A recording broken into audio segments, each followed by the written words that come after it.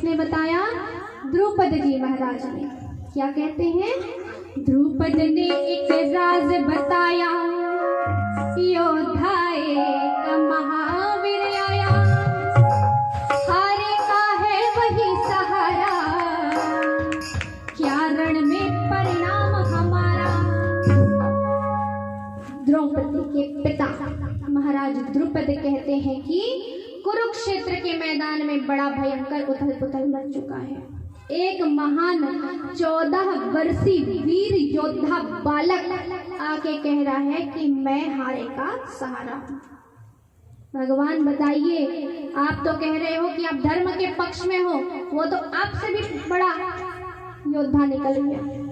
वो कह रहा है कि मैं किसी को नहीं भेजता, सब चीज मेरे हस्त के अंदर है, क्या किया जाए, क्या हमारा परिणाम रहेगा युद्ध में। आप तो कहते हैं कि निश्चिंत रहो, पांडवों की ही विजय होगी।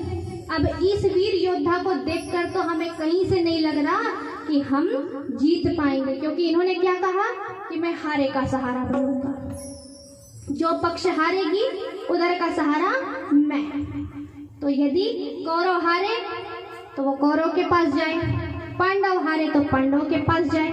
एक पक्ष का निर्धारण नहीं कर रहे हैं, दोनों पक्ष में जिधर जो हारेगा मैं उधर आके खड़ा हो जाऊंगा, ऐसा कह रहे हैं वो वीर योद्धा।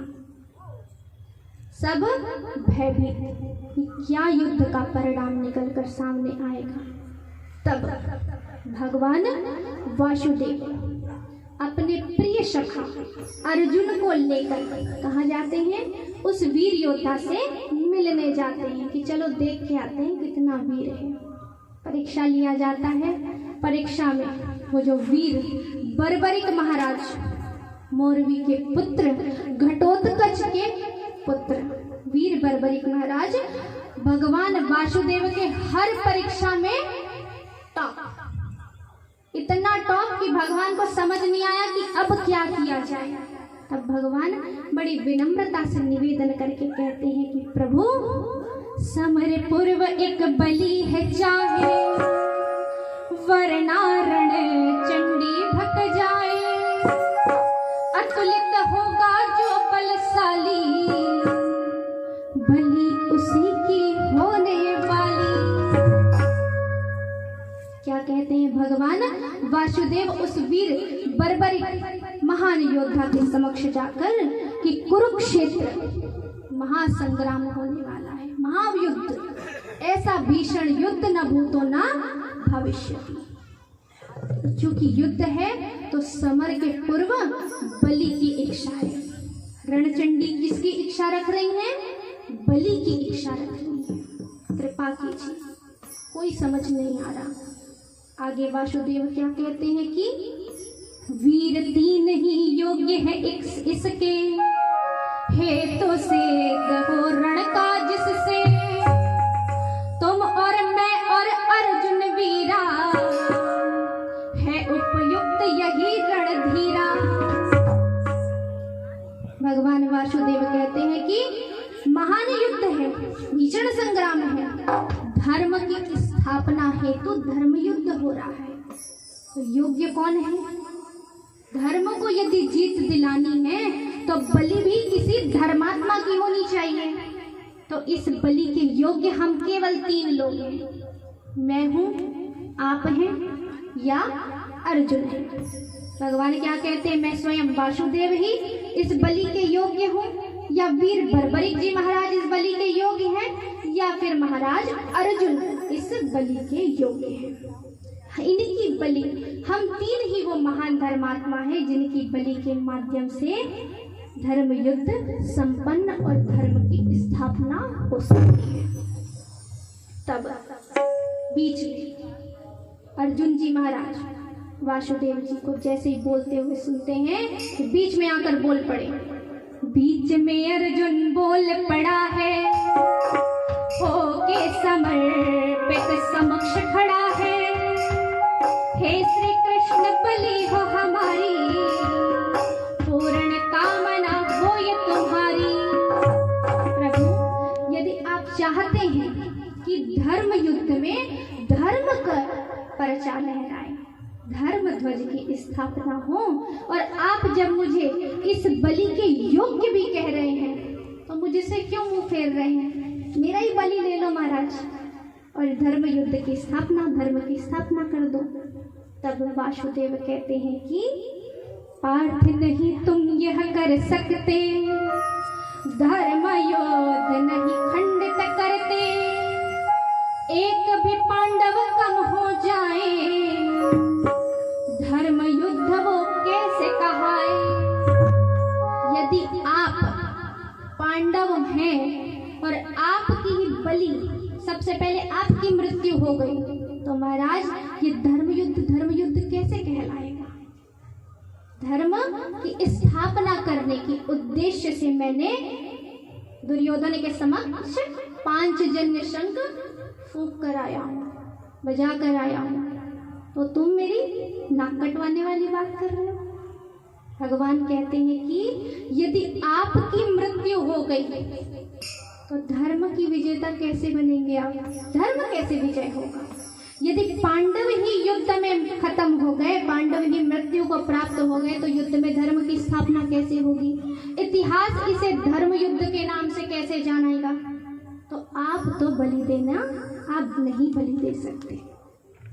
आगे भगवान कहते हैं कि आप बलि देने के योग्य नहीं हैं, आप बलि देने के योग्य हैं परंतु आप बलि नहीं दे सकते।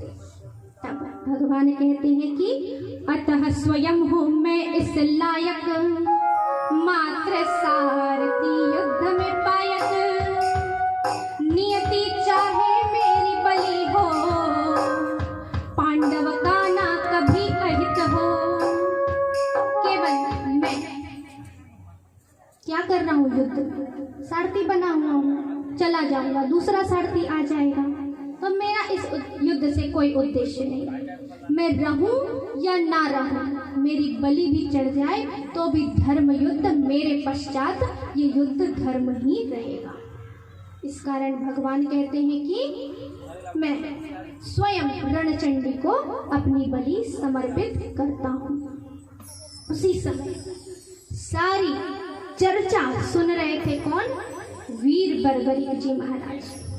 बड़े रोष में क्रोधित होकर भगवान वासुदेव से कहते हैं कि बर्बरीक सुन सामने आया, बड़ा रोष था मुख पे छाया, वीर मुद्रा में शीश झुकाया, खंडित की जय मेरी काया। प्रभु जब आप मुझे रण के दान, बलिदान के योग्य मान रहे हैं तो मुझसे क्यों मुंह फेर रहे हैं? जब मैं बलिदान के योग्य हूं तो मेरी गिनती क्यों नहीं कर रहे हैं? अर्जुन काकासा की गिनती कर ली। आप मेरे गुरुवर हैं, शिष्य के रहते गुरु यदि अपना बलिदान दे दे तो शिष्य का क्या अर्थ? वीर बर्बरीक जी महाराज के गुरु कौन? भगवान वासुदेव। शिष्य के रहते गुरु को अपना बलिदान देना पड़ गया तो मेरे भीतर क्या शिष्यत्व? तो प्रभु जब मुझे योग्य बता ही रहे हैं तो मेरा मुझ पर कृपा कीजिए। उन्होंने अपना शीश झुकाकर कहा कि मेरी जो शीश है वो आप दान में ले लीजिए, खंडित कर दीजिए मेरा शीश। मैं गुरु के श्री चरणों में अपना शीश समर्पित करता हूँ। ये मेरा परम सौभाग्य है कि मैं अपना शीश दान करूँगा, धर्म के लिए मैं अपना शीश का बलिदान करूँगा, ये मेरे लिए परम सौभाग्य की बात है। तब भगवान वासुदेव कहते हैं कि यदि तेरा जो शीश मैं काटूं, दान कहाँ से वह कहलाए, जगत कहेगा उसको हत्या, हत्यारा मुझको बतलाए। यदि मैं आपका शीश काट दिया, दान का अर्थ क्या? स्वेच्छा से दी जाए, लूट कर लिया जाए, वो दान है, वो चोरी है। लूट कर ले लिया जाए वो तो अपहरण हुआ। तो मेरी शीश, आपकी शीश यदि मैं उतार लूं तो ये तो जगत इसे कालांतर पश्चात मुझे हत्यारा कहेगी और आपका मैंने हत्या कर दिया, ये बात भेड़ी पिट जाएगी। यदि बलिदान देना चाहते हैं तो स्वेच्छा से दीजिए, मैं आपके समक्ष हूँ। वासुदेव की ये कथन सुनते साथ ही वीर बर्बरिक जी महाराज लिए खड्ग रणचंडी का, धर माता का ध्यान बर्बरिक ने दे दिया अपने शीश का दान। बोलिए शीश के दानी महासरकार की जय।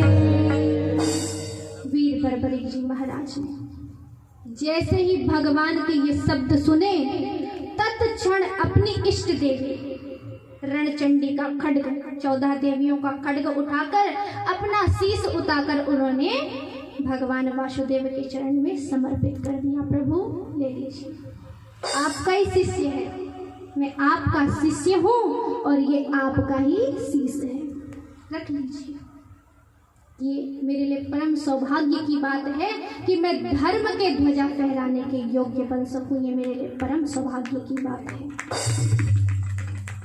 इतिहास कहता है कि रणचंडी का खड्ग उठाकर गुरु चरणों में शीश नवाकर धर्म को शीश का दान किया है, पृथ्वी को श्री धाम किया है।